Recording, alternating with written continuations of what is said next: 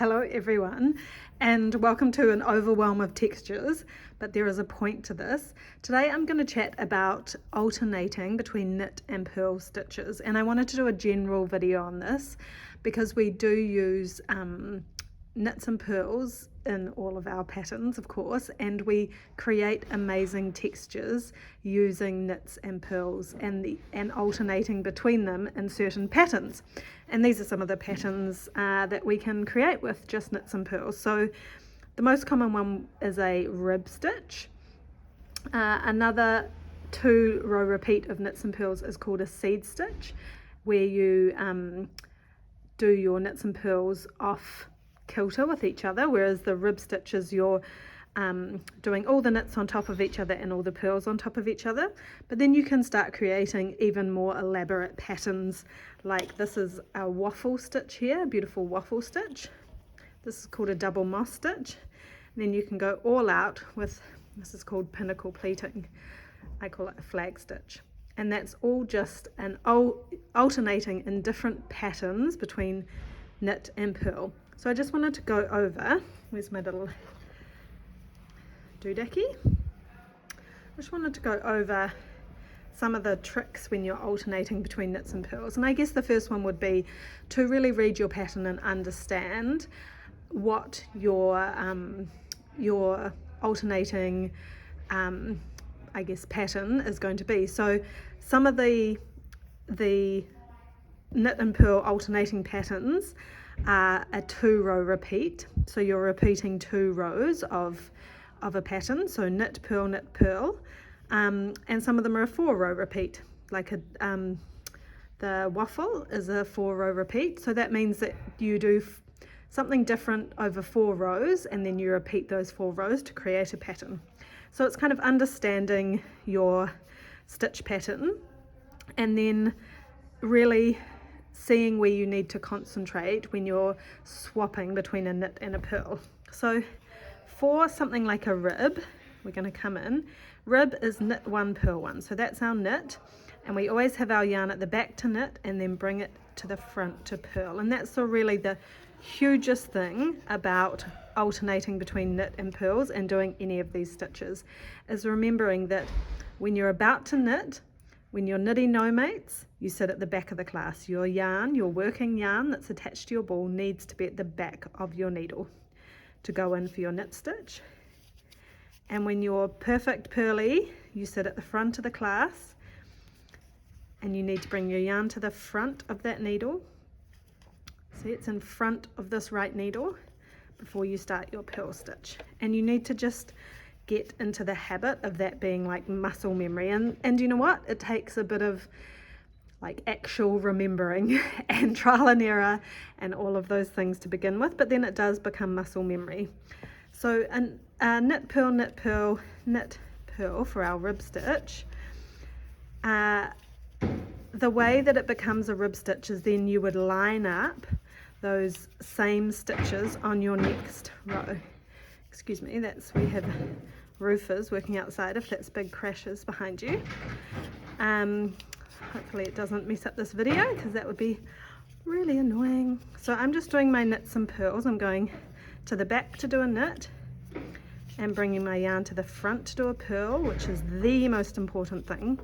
And then the second most important thing is understanding your pattern, your stitch pattern, to know whether you're lining up your stitches or whether you're wanting to do them off kilter. So say for a rib stitch, you are wanting to line up your stitches, and that means that when you see a knit stitch, which will have a V at the front, if you kind of pull it out, you can see that little V, and a purl stitch has a bump like a purl. Oh my gosh, what are they doing? So for a rib stitch, you are really noticing that you are going to knit your knits and purl your purls, because you're going to do rows of the same stitch on top of the same stitch. So here's a knit, I knit a knit. And here's a purl, so I purl a purl. And that is how you create rib stitching. Whereas, so I'll just do that for this row. I'm seeing there's a purl bump, so I'm going to purl it. And I'm seeing that there's a V or lack of purl bump. So sometimes you have to pull it out to see, because that row beforehand was a purl, so it might look like this is a purl, but you really pull out to see what's right up against the needle, and it's a knit, so I'm knitting it, and then I can see that really clearly that's a purl, so I'm purling it. Okay, so I'll go across. So knit stitches and purl stitches in this pattern, knit 1, purl 1, and you can have a double rib, so knit 2, purl 2. You could have a triple rib, knit 3, purl 3, and all of them you will align your knits and purls, so you'll knit knits and purl purls. Whereas for something like seed stitch, where you're creating a bit of a bumpy pattern like this, you purl the knits and knit the purls, which sounds confusing, but what that means is when you see a V, which is a knit stitch, you know that you need to purl that. So our yarn comes to the front, and we come around for a purl, and then I see a purl stitch, so I know that I need to knit it. There I go. And then I see a knit stitch, so I know I need to purl it, because a seed stitch pattern is off kilter. So it's kind of really understanding what your pattern is requiring of you, and paying attention, I guess, to where you're up to in the pattern.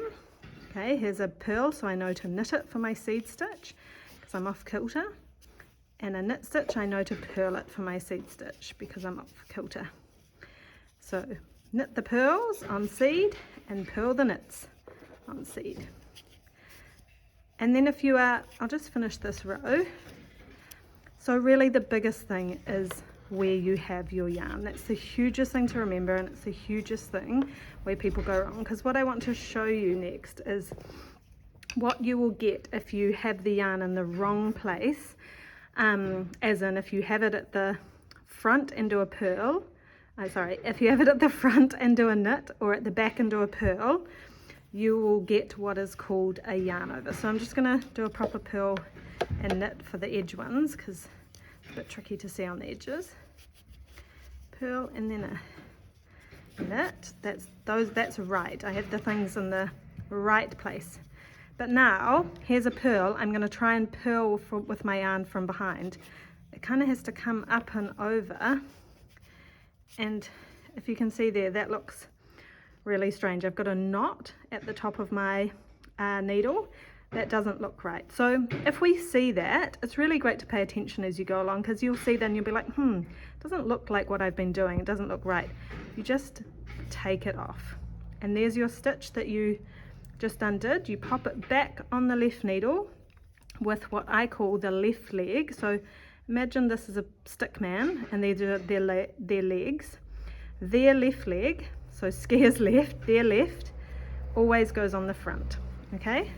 So here we are. We need to bring it to the front to do our purl so that we don't get that funny knot on top. And then the next one is if you have the yarn at the front and do a knit. I'll show you what happens. So I'm trying to knit. I have my yarn at the front. I come up, and again, it looks really strange. And what ends up happening is we get what's called a yarn over, which actually kind of gives us an extra stitch and will really put our pattern off. So these are the things we want to look out for, because they are the biggest trip up points for beginners, I would say. So again, if you see something like that as you're going along, and if you're paying attention, which I do suggest when you're starting out, and of course this happens to all knitters as they go along, they make mistakes like this. So you pull him off, you pull that stitch off, you undo him, and you'll see that that yarn over comes away, and you pop him back on your left needle with the left leg in front to give it another go, and you'll put your yarn to the back, because you know now to do your knit stitch. So yeah, that is my little tutorial for alternating between knit and purl stitches to do amazing things like rib, double moss, beautiful waffle, seed stitch, or pinnacle pleating. So this is an 8-row repeat pattern, and it's the same business. You're just watching the pattern, reading, so it might be 5 knits, 1 purl, 5 knits, 1 purl on one row, then the next one will be 4 knits, 2 purls. So it's just reading the pattern and then remembering where your yarn sits when you're swapping from one stitch to another, and look at the amazing things that you'll be able to create. Go get them.